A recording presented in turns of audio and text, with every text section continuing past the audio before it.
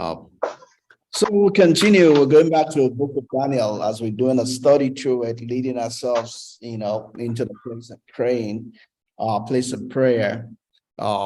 We finished Daniel chapter 6, verse 5 before we went on the break. So we're going to Daniel chapter 6, verse 6.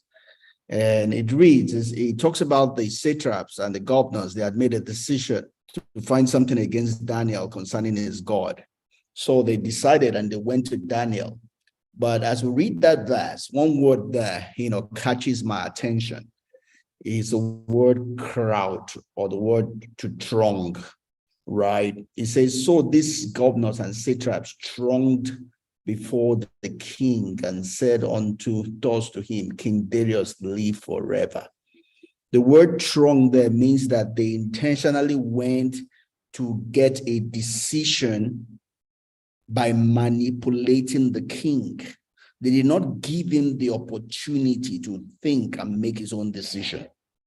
I don't know if you've ever been in that situation where people just crowd on you. They just come to you and they expect something to extract a decision from you there and there. They don't want you to go and think about it. They don't want you to go and ask your husband. They don't want you to consult. They just want you to make a decision. They make it like a life and death situation, that if you don't make a decision right now, things will go bad.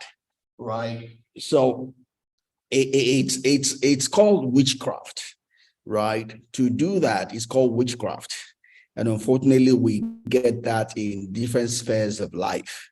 The worst of it is that we see men of God use it on the pulpit also, in trying to get offering or money from people. They crowd on them. They, as it were, they crush on them. They mob them, right? They gang on them. Right, they swarm them, they jam on them, right? And that is not of God, right?